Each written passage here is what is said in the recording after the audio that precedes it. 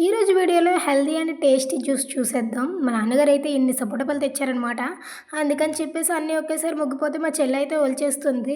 ఇంకా అలా మిక్సీలో వేసేసి ఐస్ క్యూబ్స్ కూడా వేసేసామన్నమాట. కూల్గా ఉంటే తాగాలనిపిస్తుంది కదా. మరి ఈ సపోటాలో ఏముంటాయని అనుకుంటున్నారు? విటమిన్ ఏ, సి అండ్ ఈ. వీటితో పాటే కాకుండా స్కిన్కి అలాగే ఇమ్యూనిటీకి కూడా చాలా మంచిదని చెప్తారు. అండ్ నేనైతే మిక్సీలో ఆడేస్తున్నాను అనమాట. అందరూ చేసే ముందు పంచదార వేస్తారు. నేను మాత్రం చేసేసాక పంచదార వేస్తున్నాను. మళ్ళీ ఒకసారి ఆడతాననమాట. అంతేకాదు సపోటాలో ఉన్న ఫైబర్ జీర్ణానికి కూడా సహాయపడుతుంది. దీన్ని ఉదయం కానీ, మధ్యాహ్నం కానీ తాగితే మనకి హెల్ప్‌ఫుల్‌గా ఉంటుందనమాట.